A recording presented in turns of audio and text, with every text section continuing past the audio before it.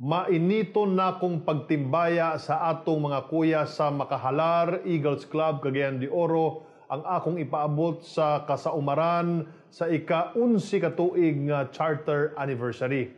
Ako usab nga palipay sa mga bag-o natong mga kuya ug ate sa Team Spartan ingon man sa mga opisyal, Kuya Outgoing President Robert Corsino, sa atong incoming President Anthony Marvin Ponce de Leon, nila ni Kuya Governor NMR1 Jimmy E. Cainias Sr., Kuya Executive Phil Director Ferdinand A. Bernasor, Kuya Marcon Anthony Lagamon, Treasurer 2020, Kuya Harry Harold Canoy Harayo, Secretary 2021.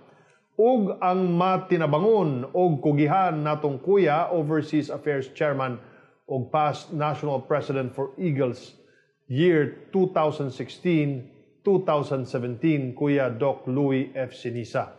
Karong panahon sa pandemya, akong pagsaludo sa mga kauban nato sa Aguila for getting out of their way and helping this government combating the faceless enemy.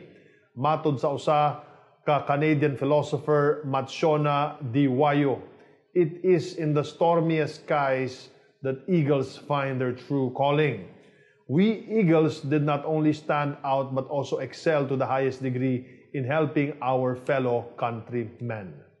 Sangan sa atong Kuya Senador Bongo o atong pinakakuya President Rodrigo Roa Duterte, sa makausapa akong pahalipay ug pagsaludo ninyo mga kuya.